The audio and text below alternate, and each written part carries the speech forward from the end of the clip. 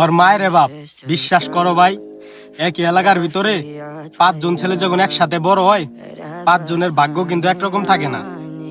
হয়তো কেউ জন্মের পরে বাবার ধন সম্পদ পাওয়া যায়, হয়তো কেউ টিনের চালের ফোঁটা দিয়ে বৃষ্টির পানিতে ভিজে রাত কাটায়। কিন্তু ভাই, দিন শেষে সবাই কিন্তু সফল হওয়ার জন্য দিন রাত পরিশ্রম করে। কিন্তু ওই যে বেকার, তার কি শুনতে হয় শুনবা?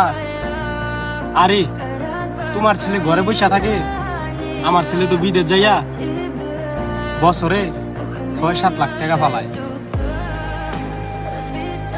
ঠিক আছে না? হয় না? এলাকার পাশে যে আত্মীয় স্বজন থাকে, খোঁচা মারি না, যাদের খায়া দেওয়ার কোনো কাম নাই, তারাই এসে এইসব কথা বলে। কিন্তু ভাই, তাদেরকে বলো আপনার ছেলের দিয়ে একটা ভিসা বাই করেন, যে ভিসা দিয়ে আমার বিদেশ নিয়ে যান, আমিও কিছু টাকা ইনকাম করি।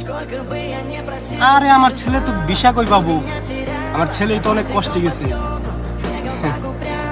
এটাই ভাই, এটাই আশেপাশের আত্মীয় স্বজন। কিন্তু ভাই, যদি একবার দেখে যে তুমি উপরে চড়ে যাইতেছো, তোমার নিচে নামানোর জন্য লাগা থাকবো।